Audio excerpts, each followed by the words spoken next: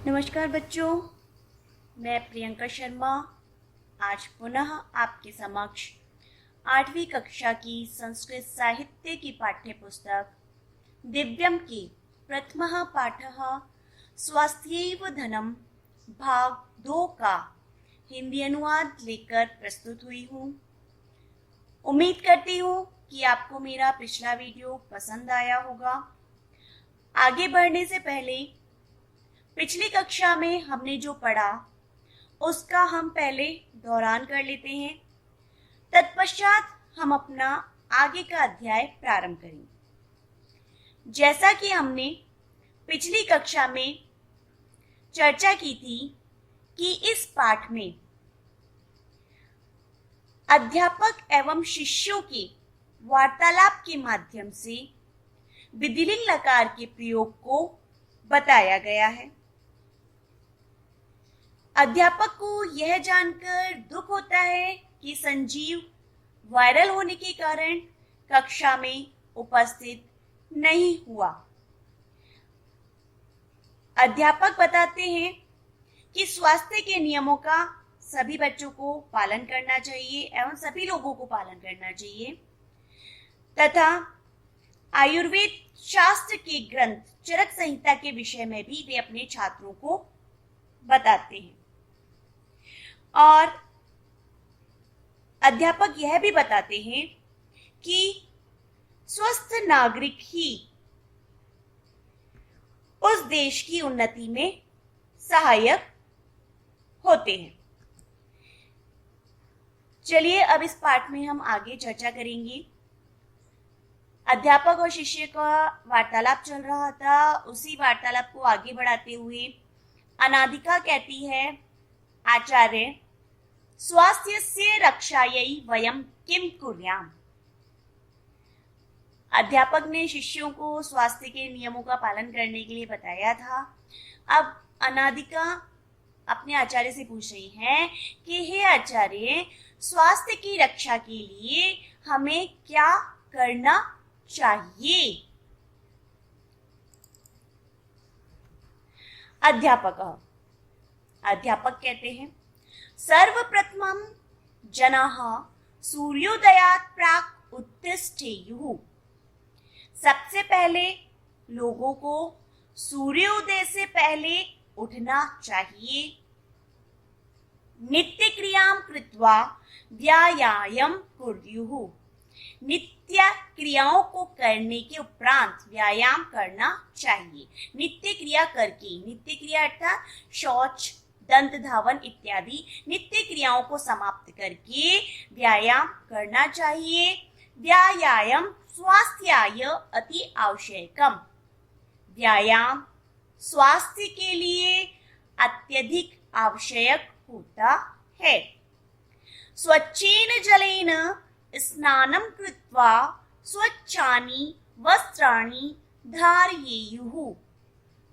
साफ जल से स्नान करके स्वच्छ वस्त्रों को धारण करना चाहिए। स्वच्छ कपड़े पहनने चाहिए। मुहुर्मुहुः असमये आदेशे च भोजनं न कुर्युः।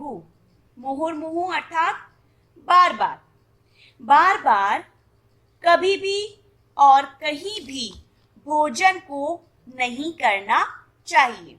अर्थात भोजन करने के लिए एक उचित स्थान एवं उचित समय होता है। असमय और अदेश भोजन नहीं करना चाहिए। पर्युषितम भोजनम कदापि न खादेयुः।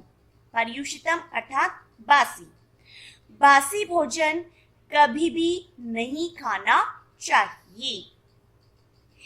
ईदृशम भोजनम स्वास्थ्याय हानिकारकम भवति। ईदृशम अर्थात इस प्रकार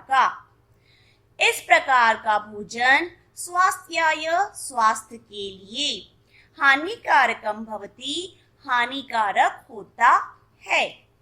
सदैव स्वास्थ्य वर्धकानि खाद्यानि एव खादेयुः। सदैव हमेशा स्वास्थ्य वर्धकानि स्वास्थ्य को बढ़ाने वाले खाद्य पदार्थ ही खाने चाहिए। रात्रौ समये एव शयनं कुर्युः। रात्रि में समय पर शयन करना चाहिए। देर रात्रि तक जागना नहीं चाहिए, रात्रि में समय पर ही सोना चाहिए। स्वस्थ शरीराय मनसः शुद्धि अपि आवश्यकी। अभी ऊपर जितने भी वाक्य थे इनमें शरीर की शुद्धि के बारे में बताया गया है। इसी आगे पंक्ति में बता रहे हैं कि स्वस्थ शरीर के लिए मन की शुद्धि का होना भी आवश्यक होता है। अर्थात यदि शरीर को स्वस्थ रखना है तो मन भी शुद्ध होना चाहिए। अब ये मन की शुद्धि कैसे होनी चाहिए? अतः जनाः ईश्वरम् आचार्यान् गुरून् वृद्धान् च अर्चयेयुः।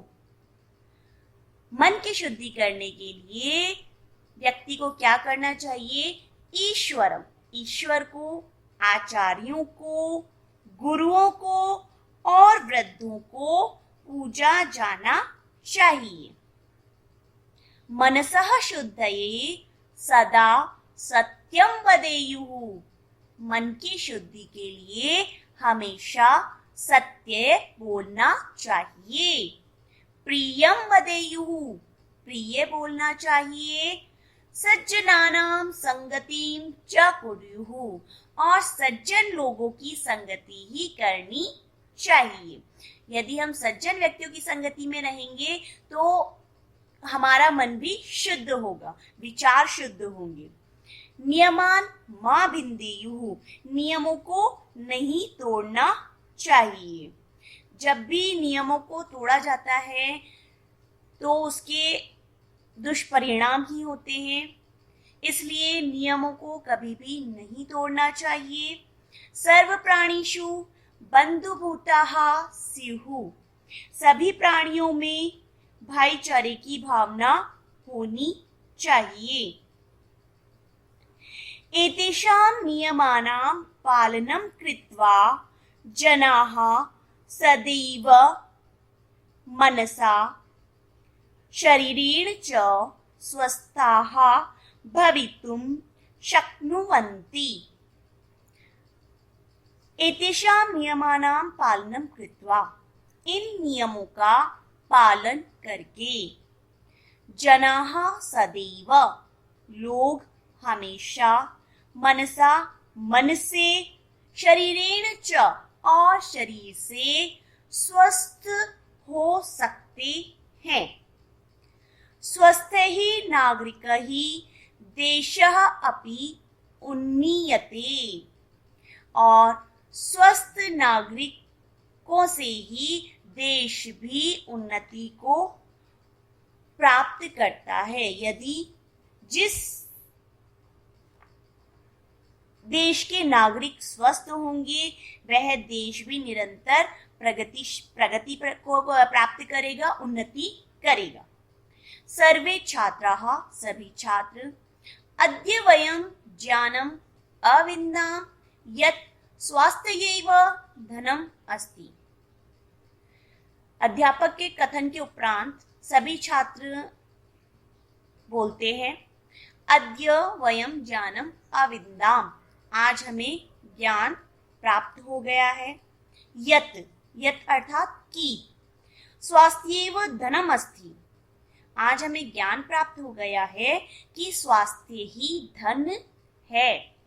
अध्यापकः, अध्यापक कहते हैं, स्वस्थाः भवेत् आयुष्मन्तः भवेत्, आप सभी स्वस्थ होवे और दीर्घायु होवे।